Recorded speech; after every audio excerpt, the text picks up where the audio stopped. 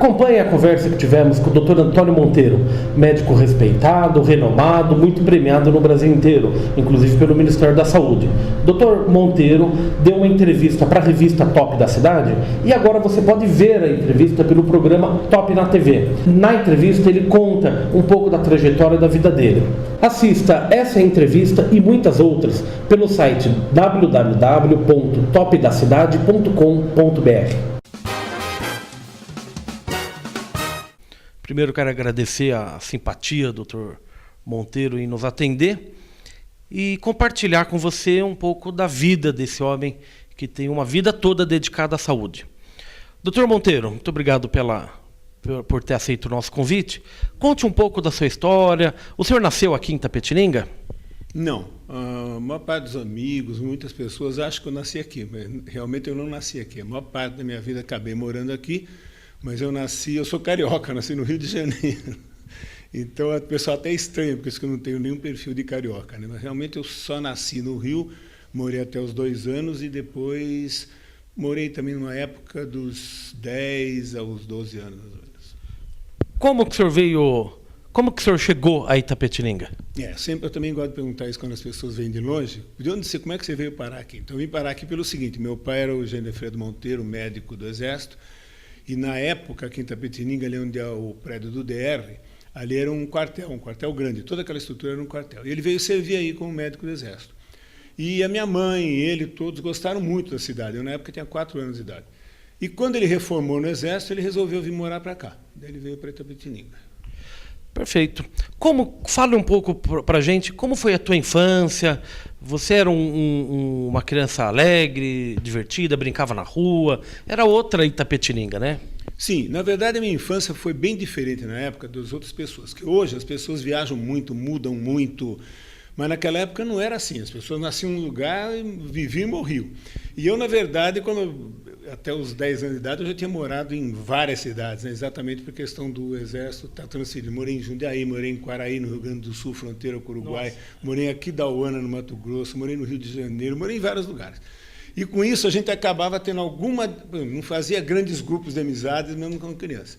Mas sempre foi muito divertido e acho assim, para a experiência de vida da gente é muito bom. Que você começa a aprender a conviver com grupos diferentes. Grupos mesmo novos, né? Exatamente, mesmo sem ter uma formação, vamos dizer assim, didática sobre isso, é uma coisa natural, né? Você começa a aceitar mais, você fica mais aberto para a inovação, inclusive. Isso foi uma coisa interessante.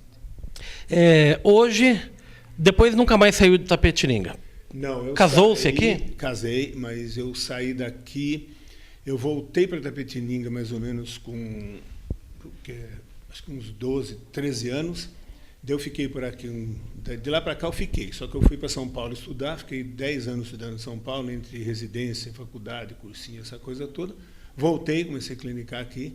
Daí, com a minha característica nômade, surgiu um convite para ir trabalhar no Ministério da Saúde. Eu fui embora, fiquei 6 anos em Brasília trabalhando no Ministério da Saúde. Daí eu voltei realmente, agora eu não vou sair, né? Já andei até tentando sair, mas acho que eu não vou sair mais, não. Não. Os itapetininganos pedem para que não saia. Hoje está casado, tem filhos? Sim, hoje eu estou casado, minha mulher e meus filhos são daqui. Minha mulher é a Valderi Giriboni e meus filhos Antônio Eduardo e Antônio Roberto, os 2 nascidos aqui. Hoje não moram aqui, o mais velho mora em São Paulo, é médico, e o mais novo, no momento, está fazendo um pós-doutorado na Inglaterra, é engenheiro de alimento. Mas são daqui de Itapetininga. Perfeito. Sua carreira profissional, você é filho de médico. Isso. Como que surgiu esse dom pela medicina? Sem dúvida, a interferência do meu pai foi muito grande, muito interessante, que ele alguma vez tivesse feito algum esforço para ser médico. Pelo contrário, qualquer coisa que eu me interessava, ele dava apoio total. O meu curso, o intermediário, né, que seria o científico, na verdade eu não fiz científico, eu fiz química industrial, então eu sou químico industrial formado. E na época eu gostava muito de química mesmo. Ele montou na minha casa um laboratório, eu tenho um laboratório em casa, de estímulo que ele fez. Então ele dava toda a força, se eu falasse que eu vou fazer geologia, ele dava toda a força para aquilo. Até que em determinado momento eu falei, vou fazer medicina. Ele nunca falou seja médico, isso é um negócio bem interessante. E eu acho que tem muito a ver com ele, sim, pelo exemplo dele. Ele realmente foi um médico fora de série. E acho que ainda até hoje a gente tem que tirar o chapéu. É um cara que dava toda a atenção para o paciente, é uma coisa fantástica. Hoje em dia isso é muito mais raro. Então a gente vê que a coisa é muito mais mecânica, o paciente tem número, ele não. Ele realmente se importava demais com o paciente, cuidava, tanto é que muita gente sempre era o doutor Genefredo e o resto depois, né? Então isso foi uma coisa importante na minha decisão. Doutor Monteiro, fale um pouco então como foi a sua carreira profissional.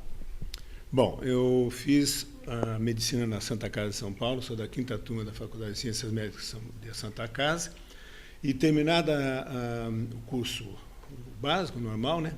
Daí eu fiz residência médica no Hospital Emílio Ribas em infectologia. E a época que eu fiz infectologia lá foi uma época muito especial, porque foi a época da epidemia de meningite. Então, na época da epidemia da meningite, eu morava dentro do Hospital Emílio Ribas. Então, era uma coisa maluca, né? E chegou a ter, o hospital tinha 400 leitos, chegou a ter 1.200 pacientes internados. Era gente no chão, em cima de tudo, que era uma campanha de guerra, né?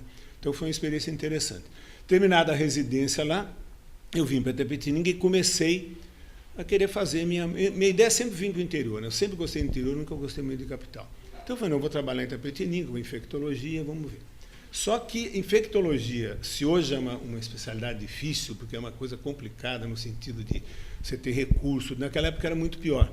Santa Casa não tinha praticamente recurso nenhum, não tinha UTI, não tinha nada disso, e eu lembro que eu tive dificuldades imensas, assim, de pegar paciente que eu teria que pôr numa UTI e não ter UTI. Então, isso me acabou me deixando muito desesperado, né? Vou ser mais ingênuo, porque na época eu achei, não, vou chegar em Itapetininga e vou fazer aquilo que eu faço no Emílio Ribas. Doce ilusão, porque não era assim, tá? E daí, depois de uns 2 anos que eu estava aqui, eu continuei ligado a São Paulo, dando plantões no Emílio Ribas, uma vez por semana eu ia lá. E alguns colegas meus de plantão eram ex-professores meus lá, que era o Dr. Guedes, que foi secretário de saúde, e o Dr. Seixas.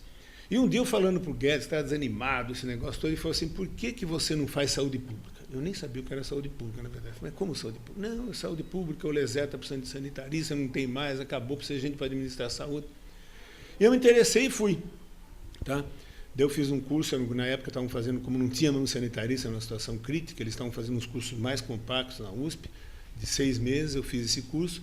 E quando eu estava terminando o curso, um dia encontrei com o Dr. Guedes lá na Faculdade de Saúde Pública e ele me apresentou o Dr. Juarez, que era um professor lá da USP também, que estava em Brasília como secretário nacional de ações básicas e estava precisando de gente para epidemiologia. Ele queria um médico que tivesse experiência clínica e que conhecesse saúde pública. Eu falei, está aqui o cara, porque não tem outro. Achou?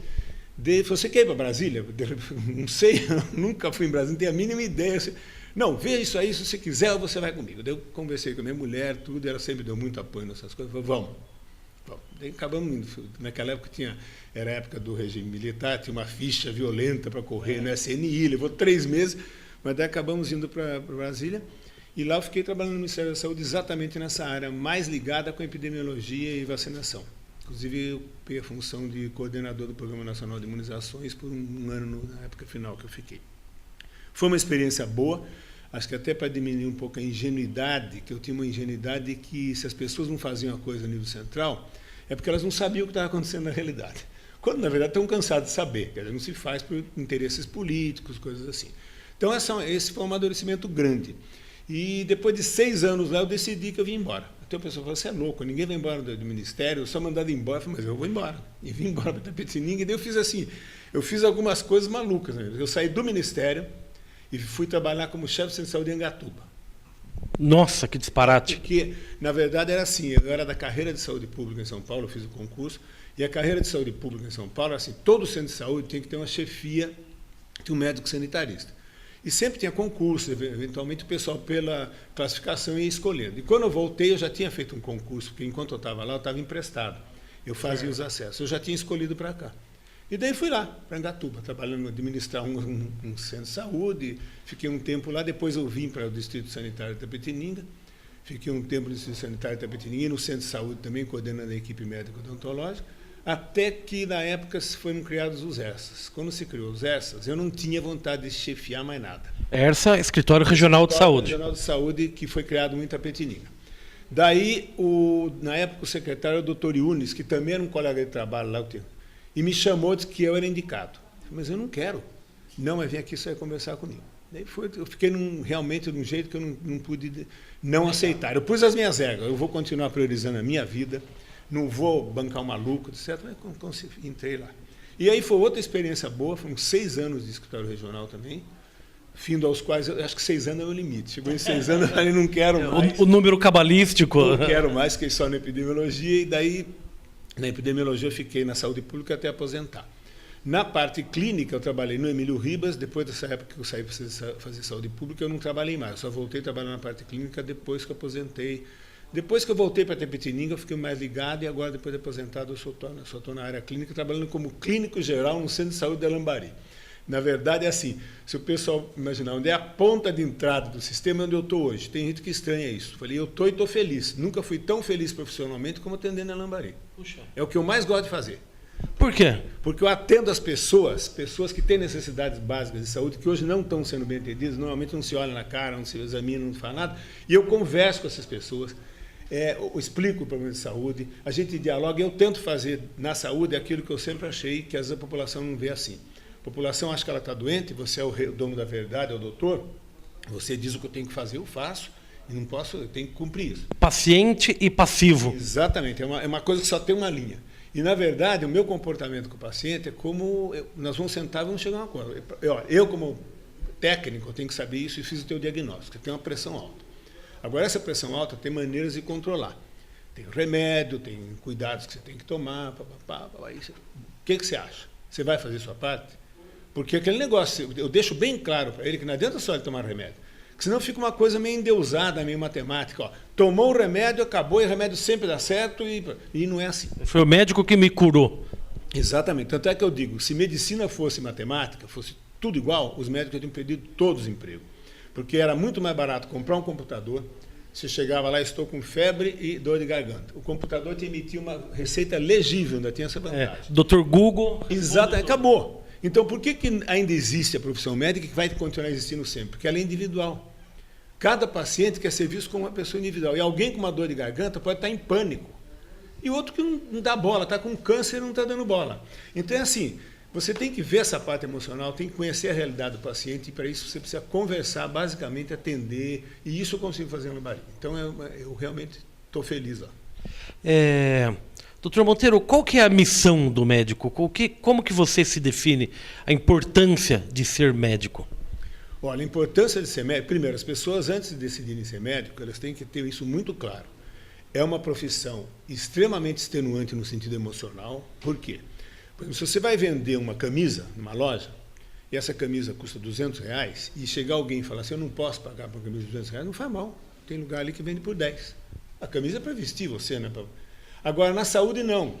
É uma coisa complicada. A pessoa precisa de um tratamento e, de repente, ela não tem dinheiro para comprar o remédio, ela não tem dinheiro para nada. E como é que fica isso? Então, é obrigação do médico saber disso. Não é que ele vai pagar, ele tem que ganhar, ele é um profissional que tem que ganhar bem, mas ele tem que entender o papel do paciente. Então, assim, uma época, eu tive um caso uma vez com um colega, foi muito interessante. Minha mulher estava gestante, eu fui no consultório dele. Enquanto ela esperava, ele mandou entrar. Naquela época eu era recém-formado, praticamente. E ele tinha atendido uma paciente. Naquela época, os consultórios atendiam gente do NPS. Do NPS, Você credenciava e atendia. Daí ele estava acabando de atender uma senhora com uma infecção urinária, uma gestante, e passou um medicamento que era o Binotal, que é uma ampicilina. É um remédio que, na época, era um antibiótico mais caro. Hoje ele é, vamos dizer assim, segunda linha. Já tem outras coisas muito melhores. E quando a paciente saiu, naquela época eu falava as coisas, eu falei, fulano, você acha que essa mulher vai comprar esse antibiótico? Eu tinha certeza que não. Ele falou assim, o problema social não é meu. Daí aquilo me marcou muito. O problema social de quem que é? O problema social é de todo mundo. É social, né? Não Exatamente, é meu nem seu. Todo mundo, não é? O problema social não é do governo, é todo mundo. Então, essa coisa que marca muito, as pessoas separam o governo como se fosse uma coisa. Tudo isso somos nós que fazemos. É o que você falou. Se fulano de tal é prefeito, é porque o povo quis. Não adianta você ser contra, a favor. Não estão na democracia, ou então não escolha a democracia. Né? Então, a gente tem que saber conviver com isso e ver o que nós podemos fazer nessa situação. Então, eu digo assim, o médico ele precisa realmente... Primeira coisa, aprender a ouvir. Escutar o paciente. Porque eu digo o seguinte, hoje com a experiência de 42 anos de formado, se perguntar a mim qual é a coisa mais importante da medicina, é escutar a história do paciente. Isso é mais importante que examinar, que pedir montes de exames complementares, porque a história e a maneira que ele conta a história também. No fundo, a doença, né, quando ele procura um médico, a doença, ele sabe da origem da doença, não sabe ou não? Às vezes ele não sabe. Aí é que está. E cabe ao médico começar a puxar isso, e às vezes não é na primeira consulta, não. O indivíduo, é o contrário. Muitas doenças hoje são o que se chamava doenças psicossomáticas. Você tem uma gastrite, e a tua gastrite não é nada mais, nada menos por causa do estresse. Mas você não. Você fala assim, eu estou com um problema no estômago, não sei se é alguma coisa que eu como, ou é isso, aquilo, e eu quero um remédio. E daí você fala, você quer um remédio? Muito fácil, está aqui o remédio, toma 15 dias, você vai estar bem. E normalmente ele até melhora mesmo. Só que é o seguinte, você não tirou a causa. É como você matar a formiga no formigueiro, matando só a formiga fora. O formigueiro está lá embaixo. Continua gerando a mesma causa. Então você tem que chegar e falar, meu amigo, você está com essa gastrite, você está extremamente estressado. Qual é o médico que você gosta? Não é o doutor, você não pede o currículo do médico para passar a ser o seu médico. É como ele te atendeu. Tem gente que, uma vez me contaram, o falecido doutor Otílio era pediatra, que as pessoas confiavam tanto nele na infância, que pessoas depois já casadas, com filhos, às vezes ligavam para ele pedindo opinião dele para uma coisa médica. Ele disse, mas eu sou pediatra, o sujeito já era adulto, mas ele confiava no médico. Então isso aí, infelizmente, está desaparecendo. Acho que você está vendo toda uma tendência, no mundo inteiro está vendo, no Brasil nós ainda estamos engatinhando nisso, de começar a formar mais esse médico de família, esse médico de base, de linha. Quer dizer, não é chamar o médico de família, como hoje tem um problema governamental, que pega um sujeito recém-formado e paga um bom salário, ele topa. Só que ele não está preparado para isso. Ele não é médico de família coisa nenhuma. E esse grau, nessa linha aí, doutor Monteiro, de excesso de especialidades, está acabando o clínico geral? Está acabando o clínico geral. Está acabando o clínico geral porque aqui no Brasil, nos países desenvolvidos, isso é interessante. Se você pegar a Holanda, Inglaterra, Alemanha, a maior parte dos formandos são formação em medicina básica, atendimento primário. E por que isso é assim? Primeiro que eles valorizam isso, eles sabem que essa é a porta de entrada, e outra coisa, eles interferem inclusive na formação do médico. Por exemplo, você não pode chegar e falar, eu vou resolver formar só dermatologista aqui. Não. O governo interfere dizendo assim, olha, no país nós temos falta de 50 dermatologistas. Então vocês vão formar 50, se virem, não pode formar 200. Porque se formar 200 vai inflacionar o mercado, não vai ter outro. Então essas intervenções, que eu acho que precisa existir, o pessoal vê isso não é democrático. Política pública, na verdade. Confunde democracia com anarquia, não é isso, é disciplinar mesmo. Tá? Então isso é bastante interessante, mas aqui nós estamos realmente, se você for ver, pega a Unimed, pega onde você quiser, eu quero saber quem é o clínico geral, quero ir num clínico geral. Normalmente os que estão na lista, na verdade, são especialistas. Eles fazem a clínica com mais uma coisa, mas eles são especialistas, não tenho nada contra um especialista. E ainda bem que tem gente que continua sendo especialista e tem a visão de generalista. Porque hoje, infelizmente, tem situações em que o colega diz assim, mas fulano ali está mal. Não, mas eu sou... ortopedista, não lido com isso. Não é nada comigo. Mas peraí, antes de ser dermatologista... Ele é médico. Ele é médico. Se você estiver morrendo lá um infarto, você tem que saber as coisas básicas para tentar fazer uma coisa. Tá? E isso está complicado. Porque isso já é, por exemplo, uma coisa que a gente tem discutido muito agora nas operadoras, a Unimed está preocupada com isso, a Unimed Brasil, tudo, que é o seguinte, com a questão da escolha do médico, isso é uma faca de dois gumes. Em princípio, parece uma coisa muito boa. Puxa, eu escolho o médico que eu quiser. Que bom, né? E no SUS, não. Você vai lá e vai atendido por um médico que está no centro de saúde. Por que é uma arma de dois gumes? Por exemplo, se você pegar a maior parte dos hipertensos, que são, por exemplo, da Unimed ou dos planos de saúde, onde que eles vão tratar a hipertensão deles? Com o cardiologista. Isso. O cardiologista é um médico para atender hipertensão? Ele pode ser, mas 95% dos casos de hipertensão, o clínico geral dá conta tranquilamente. Eu sou clínico geral em Alambari, atendo hipertenso e diabético. 95% dos meus hipertensos e diabéticos, eu cuido lá. Quando aparece algum problema que saiu, tudo que eu posso fazer, então encaminho para o nefrologista, encaminho para o cardiologista, que vai dar uma orientação e devolve o paciente. Esse tipo de coisa é complicada, porque agora você veja... Hoje você procura direto o cardiologista. Sim, e daí o que acontece? Por exemplo, com essa nova lei da ANS, que você tem que ter a consulta para o paciente em 7 dias, não tem nem que você queira contratar, tem esse número de profissional para você pegar todos os hipertensos e passar só em cardiologista. Então, essas coisas precisam ser corrigidas urgentemente. É como o diabético. O diabético ele quer tratar no endocrinologista. Tudo bem, porque é quem trata das glândulas endócrinas, que o pâncreas é um. Mas 95%, 90% dos diabéticos podem tranquilamente ser cuidados pelo médico generalista. Senão não existe o médico generalista. O médico generalista é aquele que atende os problemas comuns da população e resolve 80% dos casos, pelo menos. E esses 20% que são mais enroscados, ele vai mandar para o especialista. O especialista, sim, com aparelhagem mais sofisticada, com uma formação mais especificada, vai dar uma atenção específica daquilo. Para casos mais complexos também. Exatamente. Doutor Monteiro, mudando um pouco o foco, como que é viver com saúde? O que é uma vida saudável? Qual que é a definição? O que o senhor entende por viver em saúde? Essa é uma grande pergunta que já tem milhares de definições e até hoje não se chega muito a um acordo. A definição clássica da saúde, dada pela Organização Mundial da Saúde, que agora já não é mais essa, já estão mudando, mas era a seguinte, teve muita crítica, dizia assim, ser saudável é você ter completo bem-estar físico, mental e social e não apenas ausência de doença. Criticaram para burro, porque isso era impossível. Eu sempre defendi, quer dizer, pode melhorar, a gente pode até melhorar isso, mas isso é verdade. O problema é que todo mundo criticava, mas desse jeito ninguém tem saúde. E, na verdade, você não pode dizer assim, ela tem saúde, ele não tem saúde. Todos nós oscilamos entre um sistema de saúde e de doença, de bem-estar e mal-estar, até um momento definitivo que nós vamos morrer. Não existe ninguém que está lá em cima o tempo todo, nem quem está lá embaixo o tempo todo. E aí é que você administra isso. Então, hoje, tem definições mais assim abrangentes que falam o seguinte, se eu tiver autonomia de escolha, tá? É importante isso.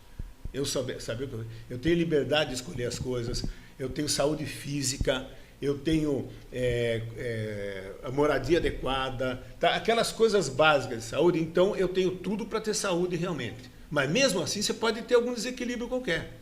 Mas isso não significa que você é doente ou saudável, você está oscilando ali dentro. Tá?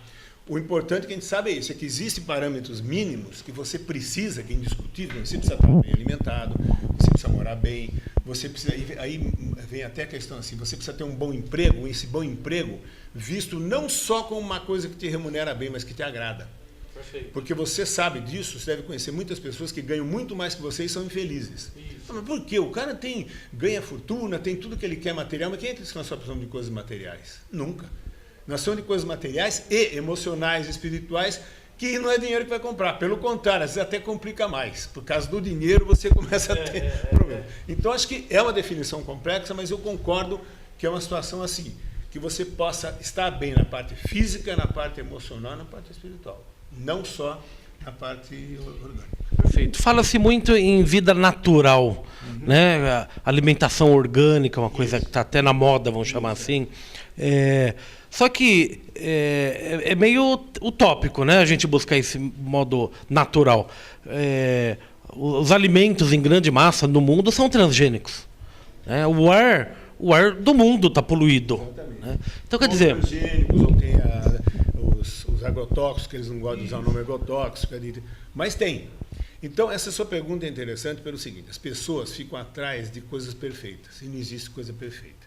Então, assim, se um dia você fala assim, eu vou fazer uma entrevista com você, só vai ter 1 minuto falar o que você acha mais importante na vida. Eu ia dizer o seguinte, bom senso e moderação. A moderação é o grande segredo da vida.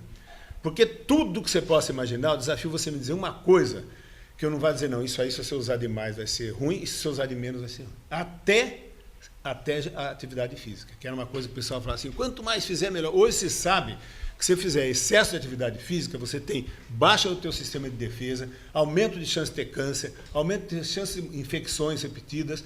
Então não é. É uma coisa que comer. Se você comer pouco, você vai ficar desnutrido. Se comer demais, você vai ficar obeso. Então é moderação. Então o grande segredo é moderação mesmo. E a questão da saúde emocional? Saúde emocional hoje é um grande desafio nosso. Entre outros desafios que nós temos, sem dúvida é um grande desafio. E o grande desafio da saúde emocional do homem moderno é o seguinte, biologicamente, a nossa evolução é muito lenta.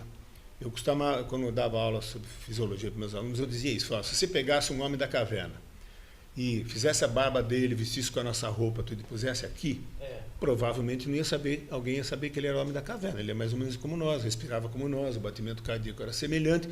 Então, qual era a grande diferença? A grande diferença foi a conviver com uma tecnologia que explodiu depois da metade do século passado. Então, eu costumo dizer o seguinte, se há 30 anos atrás, vamos dizer, 30 não, 40, 35 anos eu estava na faculdade, alguém me dissesse, Monteiro, você vai ter daqui a 35 anos um computadorzinho na tua mão que você abre na rua e entra em contato com o mundo inteiro. Eu mandava internar o cara como louco. Porque naquela época estavam chegando os primeiros computadores no banco e eu via ali perto da Santa Casa, eram salas enormes com coisas, pareciam uns armários, né? Saíam uns relatórios que ninguém entendia nada, era só uns experts, etc. Aquilo era computador. Eu tenho até uma foto de um avião descendo uma HD, nem existe mais pendrive daquele, menos de 1 giga, num avião descendo, um enorme, com um monte de gente carregando. Quer dizer, foi muito tempo. E o que isso tem a ver com a saúde mental? Nós não estamos preparados para isso. A nossa cabeça não conseguiu acompanhar. A mudança é muito rápida. Então, essa dita vida moderna, né? Ela falta tempo. Falta tempo, né? Apesar de tanta tecnologia, a gente vive correndo atrás do tempo. Isso é estressante. Isso faz mal para a saúde. E você não tem mais, por exemplo, hoje, com a tecnologia moderna, você fala assim, bom, eu vou sair fim de semana, eu vou passear. Mas o teu chefe sabe o teu e-mail, sabe o WhatsApp, sabe o Facebook, e liga para você e você começa a trabalhar. O meu filho mandou um artigo para mim da Exame, já tem uns 4 anos, mais ou menos, que dizia assim, intoxicados pela tecnologia. Então, diz que um grande executivo de uma firma mandou, num fim de semana, ele achou um negócio interessante lá, que ele achou que deveria discutir com os cabeças dele lá, na segunda-feira. Isso era fim de semana. E ele mandou um e-mail para todos, para que na segunda-feira fosse discutido isso. Diz que em menos de meia hora, todos responderam os e-mails. Quer dizer, o pessoal está completamente plugado 24 horas. E isso é uma coisa que está cada dia aumentando mais.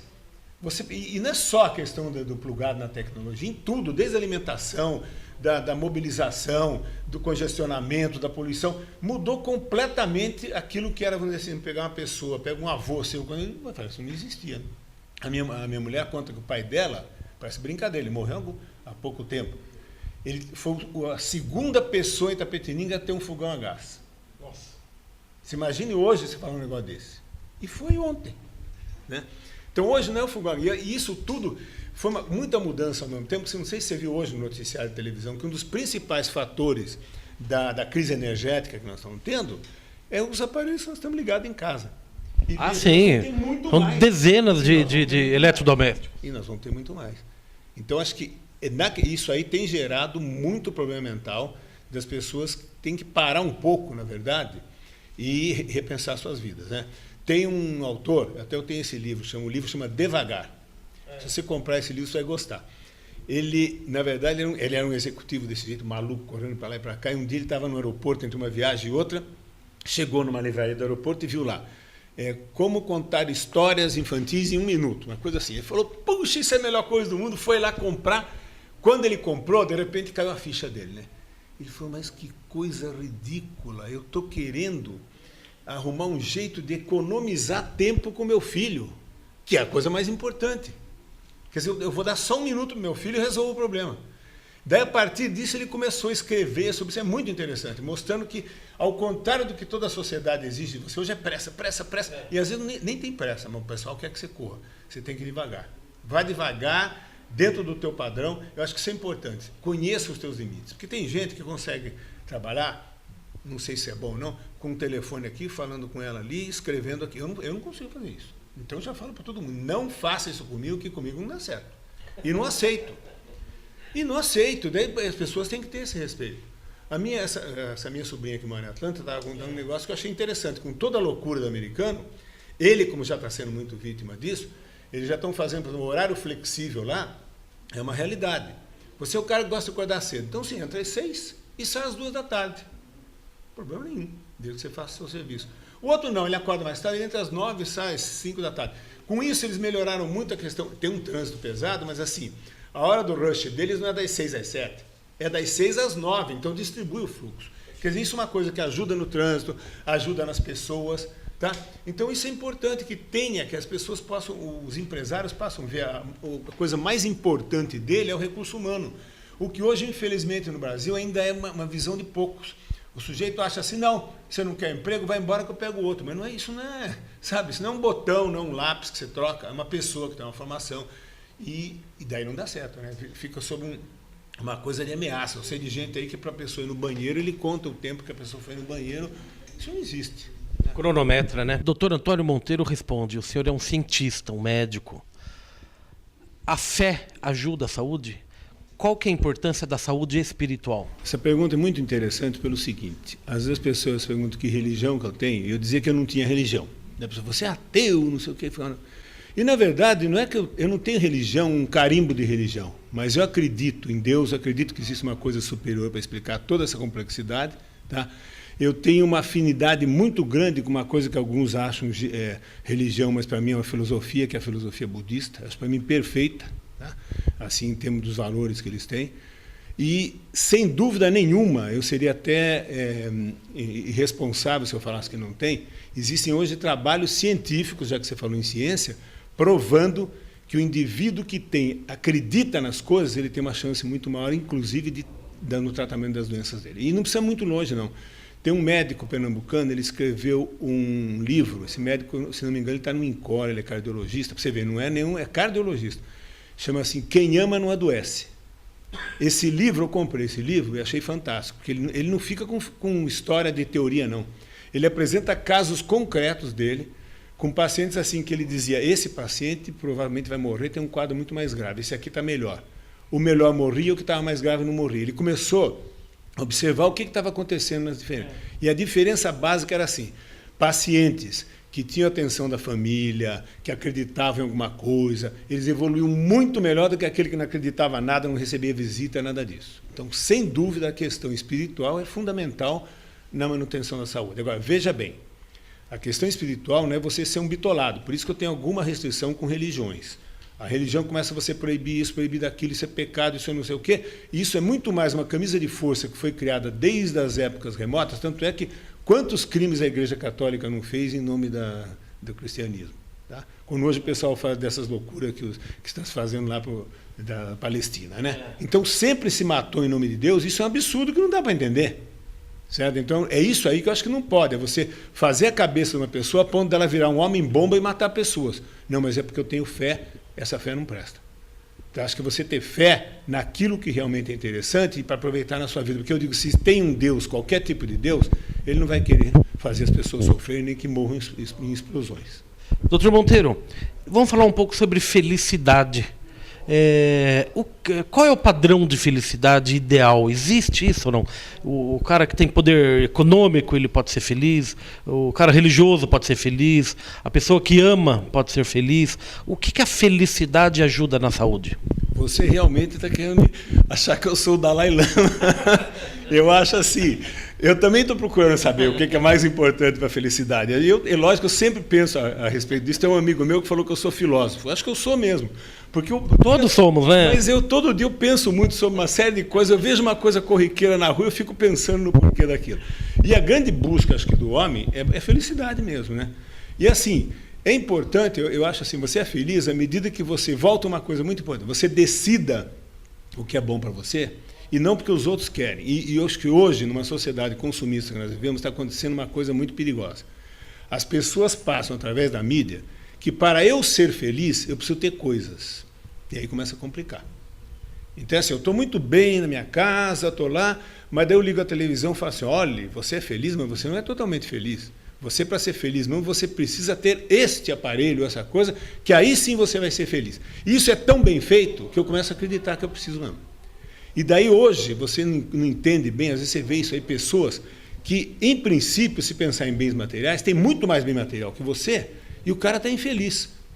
Então, peraí, por que bem material me traz felicidade? Isso não quer dizer que eu vou voltar para a época da caverna e nem vou virar um monge budista, mas assim, eu acho que você tem que sempre pensar realmente o que eu preciso para ser feliz. Se eu estou hoje com um celular, esse celular está me atendendo, por que eu preciso da última geração do celular?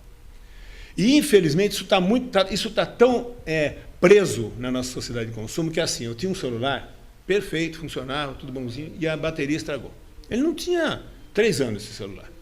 E um dia eu fui a São Paulo, tem numa loja especializada em bateria, falei, eu quero uma bateria desse celular. Falei, não faz mais. Falei, como não faz mais? Não faz mais a bateria. Jogue fora o seu celular e compre outro. Então hoje nós estamos vivendo uma sociedade descartável. E isso é uma coisa falsa. Tá? Eu tenho que, para ser feliz, porque você fala, às vezes tem gente simples, eu aprendo muito com esse pessoal, às vezes eu tenho paciente em Anambari, que eu penso, o que esse cara tem, está dando risada do quê? E são felizes, e ri, e se diverte, e o que ele quer? Coisas básicas, não? Que essa todo mundo precisa, né? É aquilo, você ter alguém que ame você, que igual uma família, você ter um lugar onde você pode se abrigar, ter um mínimo de alimentação, um mínimo de vestiário, e pronto, esse cara está feliz.